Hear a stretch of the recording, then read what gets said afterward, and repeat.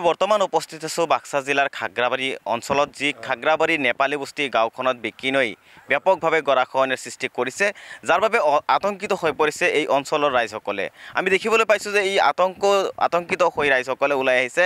বেকিনৈৰ পাৰত সকলোৱে দেখিবলৈ পোৱা গৈছে এই ধৰণৰ ওলাই অহা, কাৰণ বেকিনৈৰ গৰাখহনীয়াই যি তীব্ৰ ৰূপ ধাৰণ কৰিছে, হয়তো কিছুদিনৰ ভিতৰতে এই খাগ্ৰাবাৰী নেপালী বস্তি গাঁওখন মানচিত্ৰৰ পৰা নোহোৱাৰ এক আশংকা আহি পৰিছে, যাৰ বাবে অঞ্চলৰ ৰাইজে ওলাই আহিছে। মই কেমেৰা সহযোগীক দেখুৱাবলৈ অনুৰোধ জনাইছোঁ যে বেকিনৈৰ গৰাখহনীয়াই বছৰ বছৰ ধৰি যি অৱস্থাত গৰাখহনীয়াৰ সৃষ্টি কৰি আহিছে, ইখনৰ পিছতকৈ সিখন গাঁও বেকিনৈয়ে ধ্বংস কৰি আহিছে।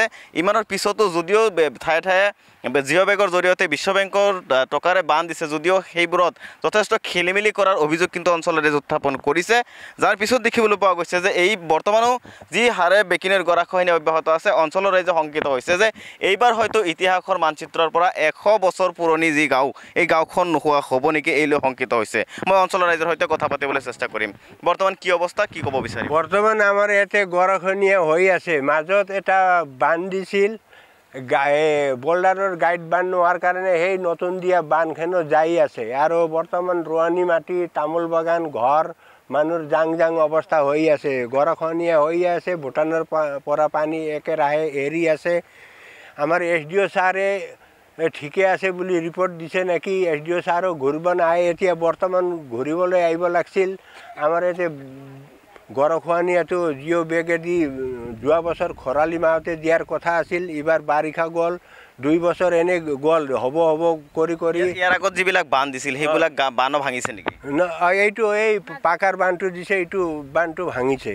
আপোনালোকৰ ইয়াত বান্ধ হোৱা নাই। এই যিটো পাকাৰ বান্ধ হৈছিল, এইটো পাকাৰ বান্ধৰ পৰা পশ্চিম ছাইডত জিঅ' বেগ হোৱাৰ কথা আছিল যোৱা বছৰ খৰালি মাহতে। কিন্তু খৰালি মাহ পাৰ হৈ এইবাৰো বাৰিষাও পাৰ হ'লে আৰু নেক্সট খৰালি মাহ আহি আছে, খবৰে নাই। এইবাৰ নেক্সট খৰালি মাহত হ'ব বুলি কৈ ৰাইজক আশ্বাস দি MLA মন্ত্ৰীবিলাকে কৈ যায়। SDO ছাৰে, DC ছাৰকতো আহিছে নে নাই গম পোৱা নাই আমি। কি ডিমাণ্ড কৰিব বিচাৰিব আপুনি? আমাক তৎকালীন হিচাপে জিঅ' বেগৰ ব্যৱস্থা কৰি দিব লাগে। ফ্লাডিং এৰিয়াটো SDO বিলাকে চাই চিন্তি চৰকাৰৰ ওপৰত ৰিপৰ্ট দিব লাগে, আৰু আমাৰ তৎকালীনভাৱে বানৰ ব্যৱস্থা কৰিব লাগে। আৰু পাৰিলে গাইড বানৰ ব্যৱস্থা বৰ্তমান থকাৰ কাৰণে এইটো কৰি দিলে আৰু ভাল আছিল ছাৰ।